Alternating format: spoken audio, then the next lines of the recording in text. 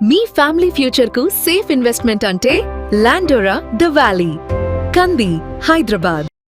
మరి ఈ రోజున శాసన మండలిలో జరిగిన తీరు చూసుకుంటే కనుక చాలా బాధాకర విషయం. ఎందుకంటే ప్రజాక్షేత్రంలో రాజ్యాంగబద్ధంగా కూడా అటు శాసనసభ్యులుగా ఎన్నికైన వారు కానీ శాసన మండలి సభ్యులుగా ఎన్నికైన వారు కానీ ప్రజల శ్రేయస్సు కోసం, రాష్ట్ర అభివృద్ధి కోసం పనిచేయవలసిన తీరు అంటే వైఎస్ఆర్ పార్టీ వారు సభకు రారు, ఏ రకమైన ప్రజల సమస్యల కోసం కూడా పోరాడే పరిస్థితి లేదు. హిందూ సమాజానికి సంబంధించిన భక్తులు కానీ, భారతదేశంలోని హిందువులు కానీ, అదేవిధంగా ప్రపంచంలోని హిందువులు కానీ మరి వెంకటేశ్వర స్వామిని మన కలియుగ దైవంగా చాలా పవిత్రంగా చూసుకునే పరిస్థితి. మరి అలాంటిది ఈ రోజున శాసన మండలిలో వారి సభ్యులందరూ కూడా మరి వెంకటేశ్వర స్వామి యొక్క ప్లకార్డులు తీసుకుని మరి వారి చెప్పులు బూట్లు వేసుకొని ఆ ప్లకార్డ్స్ని మరి సభ ముందు ఉంచి వారు చేసిన ఆందోళనని మరి ప్రజలందరూ కూడా చూడటం, మరి వారు చేసిన పనితీరుని చాలా దురదృష్టకర చర్యగా ఈ రోజున మేము కూటమి ప్రభుత్వం మేము ఖండిస్తున్నాం. అదేవిధంగా ప్లకార్డులు తీసుకురావడమే కాకుండా మరి ఆ ప్లకార్డులు చింపేసి మరి వివిధ రకాలుగా కూడా పడేసి అంతే హిందువుల యొక్క మనోభావాలు దెబ్బతీసే విధంగా మరి వారు వాళ్ళ పనిచేసిన తీరు చాలా దారుణమైన సంగతి. దానికి హిందువులందరూ కూడా పూర్తిగా ఖండించవలసిన అవసరం ఉంది. మరి గతంలో కూడా చూసుకున్న ఏదైతే కల్తీ లడ్డు విషయంలో కూడా మరి ఆ రోజున పవన్ కళ్యాణ్ గారు కూడా స్పందించి ఏదైతే పశ్చాత్తాప దీక్ష ఏర్పాటు చేసి తిరుపతి వెళ్ళి స్వయంగా ఆయన అక్కడ శుద్ధి చేసిన తీరు అని అన్ని రకాలుగా కూడా మరి పవన్ కళ్యాణ్ గారు సనాతన ధర్మంలో భాగంగా హిందువులు సహకరించే విధంగా మరి ఆయన కానీ చంద్రబాబు నాయుడు గారు కానీ ముందుకు వస్తున్నారు. మరి వైఎస్ఆర్ పార్టీ ఎప్పుడూ కూడా హిందువుల యొక్క మనోభావం దెబ్బతీసే విధంగానే మరి ఆ పార్టీ వెళ్ళడం. మరి గతంలో చూడండి మరి టీటీడీ చైర్మన్గా భూమ కరుణాకర్ రెడ్డిని కూడా ఏర్పాటు చేసి అతను ఒక నాస్తికుడు, హిందువులకు దూరంగా ఉండే వ్యక్తి, అలాంటి వ్యక్తిని కూడా అక్కడ చైర్మన్గా నియమించడం.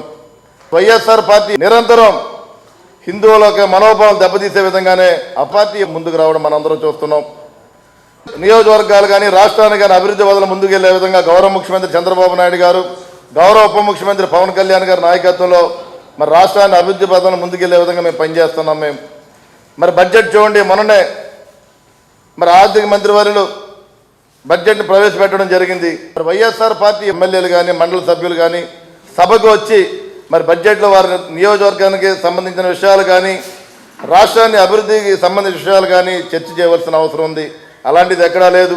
ప్రతిపక్ష హోదా కావాలంటారు, వివిధ రకాలుగా కామెంట్స్. మరి సభ జరిగిన మొదటి రోజునే గౌరవనీయులు గవర్నర్ గారు ప్రసంగిస్తుంటే ఆయన అడ్డుకున్న తీరు, మరి ఆ రోజున కూడా పేపర్లు చింపి ఆయన మీద చింపిన తీరు, అంటే ఏ రకమైన సభను ఏ రకంగా వాళ్ళు గౌరవిస్తున్నారన్నది కూడా అర్థం చేసుకోవాలి. మరి చైర్మన్ గారు కూడా నోటీస్ ఇవ్వడం జరిగింది. అందరూ కలిసి సభ్యులందరూ కలిసి కుల మతాలు కలిపే విధంగానే జనసేన పార్టీని స్థాపించిన తర్వాత పవన్ కళ్యాణ్ గారు కులాలన్నీ సమానంగా కలుపుకుని ప్రయాణం చేయాలి, ప్రతి ఒక్కరు కూడా సమానంగా ఉండాలన్న ఆలోచనతోటి మరి ఆ రోజున జనసేన పార్టీ సిద్ధాంతాలు ఒకటిగా మరి ముందుకెళ్ళడం. మరి మాకు కానీ కార్యకర్తలందరికీ కానీ ప్రతి ఒక్క కుల మతాన్ని కలుపుకునే విధంగానే జనసేన పార్టీ కానీ పవన్ కళ్యాణ్ గారు కానీ ముందుకెళ్ళడం. మరి అదేవిధంగా పెన్షన్ విషయం కూడా మాట్లాడుతున్నారు. వైఎస్ఆర్ నాయకులు వచ్చి తక్కువ పెన్షన్లు ఇస్తున్నారని చెప్పి మేము ఒక్కడే తెలియజేస్తున్నాం. నువ్వు ఆ రోజున అధికారంలో ఉన్నప్పుడు 2,000 రూపాయలు ఉన్నది 3,000 రూపాయలు చేస్తానని చెప్పి 1,000 రూపాయలు దాదాపు 5 సంవత్సరాలు నువ్వు 5 సంవత్సరాలు 1,000 రూపాయలు పెంచిన తీరు. మరి కూటమి అధికారంలోకి వచ్చిన తర్వాత మరి 3,000 ఉన్నది 4,000 రూపాయలు మొదటనే 1వ తారీఖునే ప్రజలందరికీ కూడా ఇళ్ల వద్దకు వెళ్ళి మేమందరూ కూడా ఇస్తున్నాం. మరి దానిలో గౌరవ ముఖ్యమంత్రి చంద్రబాబు నాయుడు గారు కూడా మరి ఆ 1వ తారీఖున పెన్షన్ విధానంలో కానీ ఇవ్వడం కానీ, అదేవిధంగా గౌరవ ఉప ముఖ్యమంత్రి పవన్ కళ్యాణ్ గారు కూడా మరి 1వ తారీఖున పెన్షన్ ఇవ్వడం కానీ ప్రతి ఎమ్మెల్యే కూడా బెనిఫిషరీ దగ్గరికి వెళ్ళి పెన్షన్లు ఇవ్వడం జరుగుతుంది.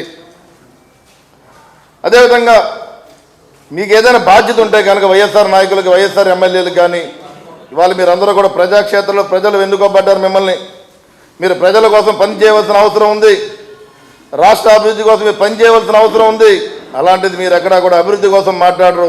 మేము ఏదైతే సూపర్ 6 ఎలక్షన్స్ ప్రక్రియలో ప్రజలకు హామీ ఇచ్చామో ప్రతి హామీని నెరవేర్చుకుంటూ సంక్షేమంతో పాటు అభివృద్ధి కూడా సమానంగా ముందుకు తీసుకెళ్తూ రాష్ట్రాన్ని అభివృద్ధి పదంలో ముందుకు వెళ్ళే విధంగా మేము ప్రతి ఎమ్మెల్యే కానీ ప్రతి నాయకుడు కానీ పనిచేస్తున్నాం. మేము మరి చంద్రబాబు నాయుడు గారు కోరుకునే విధంగా మరి రాబోయే రోజుల్లో ఆంధ్ర రాష్ట్రాన్ని 2047 స్వర్ణాంధ్ర దిశగానే మా ప్రభుత్వం, మా కూటమి ప్రభుత్వం ముందుకు వెళ్తుందని చెప్పి ఈ సందర్భంగా మేము తెలియజేస్తున్నాం. మేము అదేవిధంగా త్వరలోనే ఏదైతే పోలవరం ఉందో 2027 పుష్కరాలకి పోలవరాన్ని కూడా కట్టించే విధంగా మా కూటమి ప్రభుత్వం ముందుకు వెళ్తుందని చెప్పి ఈ సందర్భంగా మేము తెలియజేస్తున్నాం. మేము అంటే జగన్మోహన్ రెడ్డిని ఒకటే మేము అడగదలుచుకున్న వాళ్ళ ప్రభుత్వాన్ని కానీ గతంలో నువ్వు చూసుకుంటే కనుక మరి ఆ రోజున ఆంధ్ర రాష్ట్రానికి రాజధాని లేని రాష్ట్రంగా నువ్వు తీసుకెళ్ళిన తీరు 3 రాజధానులు అన్నావు. మరి ఏ రకాన కూడా రాజధాని అన్నది రాష్ట్రంలో లేకుండా చేసావు. మరి ఈ రోజు నీ కూటమి ద్వారా మరి రాబోయే రోజులు ఆంధ్ర రాష్ట్రానికి ఒక అపురూపమైన రాజధాని నిర్మించే విధంగా ఈ కూటమి ప్రభుత్వం ముందుకెళ్తుందని చెప్పి ఈ సందర్భంగా తెలియజేసుకుంటూ మరొక్కసారి మేము తెలియజేస్తుంది ఒకటే, ఏదైతే ఈరోజు జరిగిన సభలో సంఘటన చాలా దారుణమైన పరిస్థితి. దానికి ప్రతి ఒక్క హిందువులు కూడా ప్రతి ఒక్కరు కూడా స్పందించవలసిన అవసరం ఉంది. ఈ వైఎస్ఆర్ పార్టీ ఏ రకంగా ముందుకెళ్తుందో కూడా ప్రతి ఒక్క హిందువులు కానీ ఆంధ్ర రాష్ట్ర ప్రజలందరూ కూడా ఆలోచన చేయాలి. ఎందుకంటే సమాజంలో మన భారతదేశంలో మనందరూ కూడా హిందువులు కానీ, ముస్లిం కానీ, క్రిస్తువులు కానీ అందరూ సమానంగా ఉండవలసిన బాధ్యత మనందరిలో కూడా ఉంది.